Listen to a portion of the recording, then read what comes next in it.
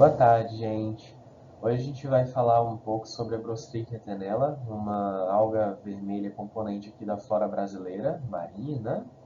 É uma alga que tem uma ampla atividade em termos de usos medicinais, né? E é exatamente isso que o artigo vai estar abordando aqui hoje. Então, na nossa apresentação, a gente dividiu ela em taxonomia, fungos endofíticos, citotoxicidade, potencial antifúngico e antibacteriano. Dando uma leve introdução, a taxonomia vai ser importante para situar onde essa planta está identificada, né? Logo depois disso, a gente vem falar dos fungos endofíticos, que vão basicamente fazer parte das propriedades ativas dessa alga, né? E esses fungos vão estar alojados em partes do tecido. O tecido do vegetal, analisado histologicamente, ele tem várias estruturas que permitem que isso aconteça, né? Como vários bolsões onde os fungos acabam se alojando. É uma relação meio que simbiótica, né? Uma relação de troca em que um vai estar entregando os nutrientes, no caso a alga, e o outro vai estar entregando o potencial de proteção para o indivíduo, né? Então, é como se fosse a flora intestinal.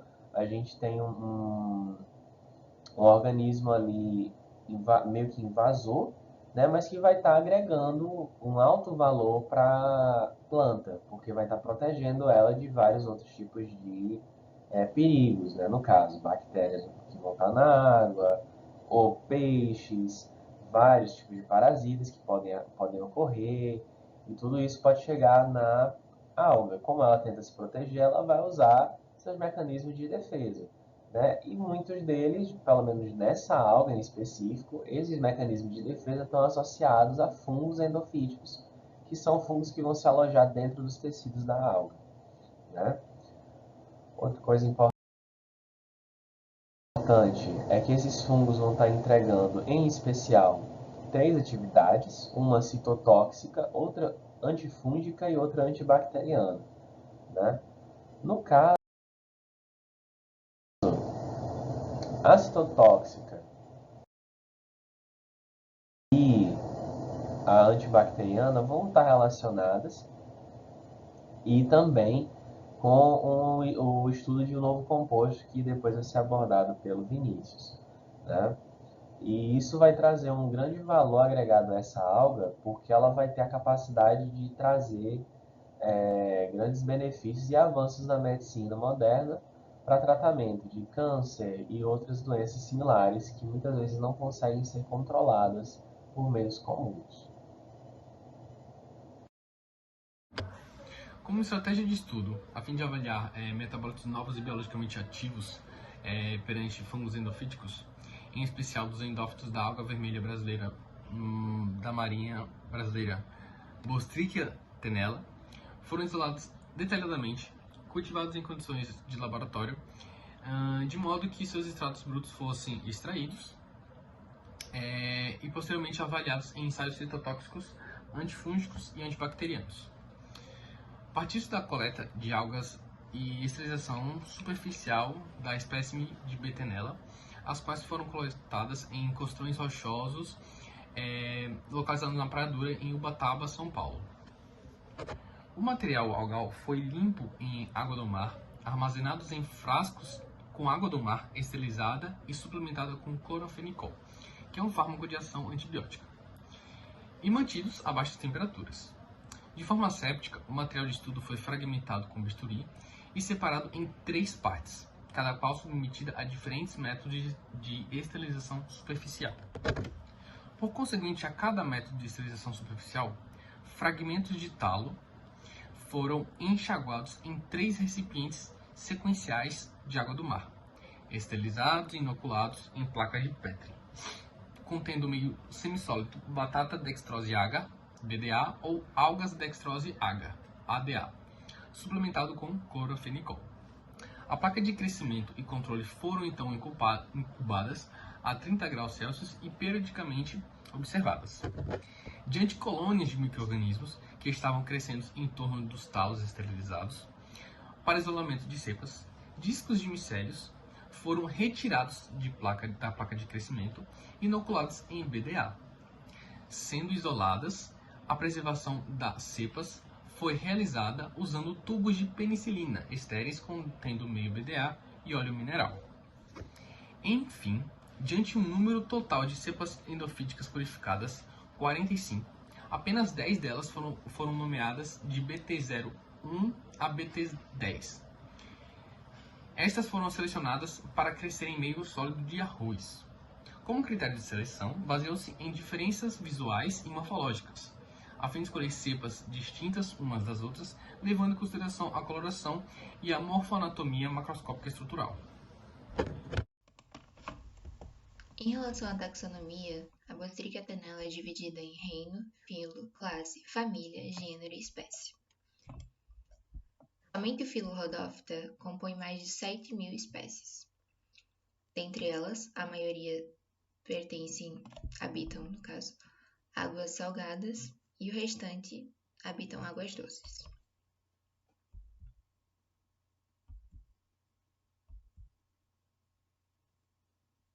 A espécie diz respeito ao epíteto específico. No caso aqui, é marcado pelo tenella.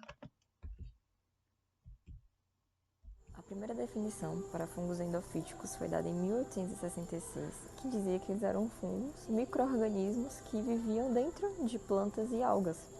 Hoje, a definição mais difundida e utilizada na literatura diz que esses fungos são micro-organismos que parasitam plantas e algas, mas que, mesmo vivendo no interior de seus tecidos e parasitando esses organismos, eles não causam um prejuízo proeminente, ou seja, vivem em simbiose, como o caso do Nemo e da sua anêmona, né? Um habitat natural, mesmo sendo um local ou um organismo tóxico para outros peixes marinhos, outras espécies marinhas. Isso acontece também com os fungos endofíticos e suas plantas ou algas que eles parasitam. É sabido também que esses fungos e seus hospedeiros compartilham metabólitos secundários, ou seja, terpenos, alcaloides, esteroides, que são substâncias que podem ser produzidas por esses fungos, que são produzidas por esses fungos, também podem e acabam sendo produzidas pelos seus hospedeiros. Há uma intercomunicação gênica entre esses metabólitos secundários produzidos por ambos. Para a localização e isolamento desses fungos, é possível a partir de um exame microscópico, a primeira instância, onde eu vou localizar esses fungos, e a partir dessa localização, vendo os tecidos internos, né, das plantas ou das algas, eu posso, a partir dessa localização, vendo os tecidos internos, né, das plantas ou das algas, eu posso, a partir daí, isolar os fungos. No artigo estudado, foram isoladas 10 cepas que apresentaram estruturas morfológicas diferentes umas das outras, e esse foi um critério para o isolamento, para que pudesse ser isolado cepas diferentes e estudados mecanismos diferentes de citotoxicidade, de ação antifúngica, ação antibacteriana. Então, eles conseguiram isolar 10 cepas. As 10 cepas selecionadas foram cultivadas em placas PDA, que são placas de agar de batata dextrose, foram inocubadas e, a partir delas, foram separadas 40 amostras para os ensaios clínicos. Quanto à citotoxicidade, essas cepas foram avaliadas contra linhagens de células germinativas, como as linhagens de células para leucemia, linhagens de célula para glioblastoma e para linhagens de célula de câncer de cólon humano. O crescimento das células germinativas cancerígenas foi medido a partir da transformação de um corante amarelo que foi introduzido a elas em roxo, devido a esse crescimento da germinação das células cancerígenas, dos 3 tipos de linhagens que foram utilizados para os ensaios. Colocando as amostras para os ensaios, foi observado que 8 amostras das 40 mostraram uma inibição superior a 50%, uma inibição do crescimento celular das células cancerígenas. Já outras 3 amostras apresentaram uma inibição eficiente, variando de 80% a 100%. Então, a partir desses dados da quantificação da limitação do crescimento solar, foram obtidos valores de IC50, ou seja, concentrações das minhas cepas, das minhas amostras, que inibiriam em pelo menos 50% o crescimento celular das minhas linhagens cancerígenas. Dentre essas amostras que apresentaram uma inibição eficiente entre 80% e 100%, foi observado que uma das substâncias apresentadas pelas cepas, pelas amostras, era comparável à doxorubicina, que na verdade é um medicamento hoje, um fármaco utilizado na quimioterapia para câncer de mama, câncer de pulmão, câncer de colo de útero, que acaba matando as células cancerígenas. Ele impede a replicação dessas células cancerígenas ao danificar o seu DNA. Para a avaliação da atividade antifúngica, foram utilizadas 2 espécies de fungo, o Cladosporium sphaerospermum e o Cladosporium cladosporioides. O Cladosporium sphaerospermum, ele é o causador da feoifomicose, uma micose que atinge indivíduos imunodeprimidos, principalmente, mas também ele é um fungo alérgeno, causador de alergias. A segunda espécie, a Cladosporioides, é conhecida como fungo do bem.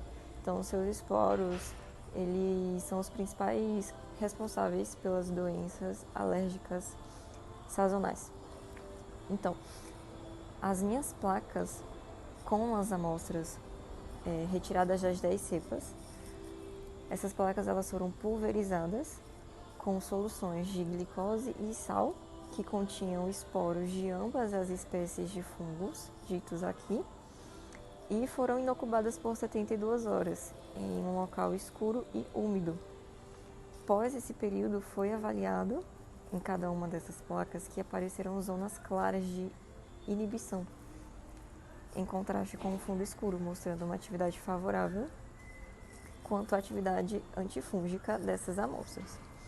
Dentre elas, dessas 40 amostras, das amostras estudadas, foi visto que 9 delas apresentaram uma ação inibitória em pelo menos uma espécie dos fungos.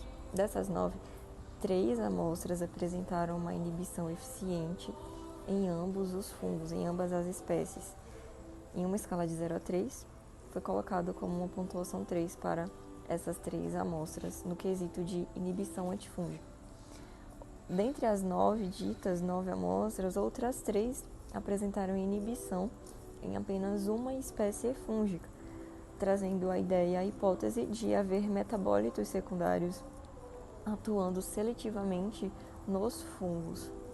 Já outras 2 amostras, dessas 9 principais, apresentaram mais de uma mancha de inibição em uma placa, por exemplo, o que deu a hipótese dessa amostra ter 2 ou mais substâncias ativas atuando sobre a espécie fúngica. Em relação à ação antibacteriana, as bactérias analisadas foram Staphylococcus aureus e a Klebsiella pneumoniae, e as cepas de fungos endofíticos analisadas foram a Penicillium decaturense e a Penicillium axamani.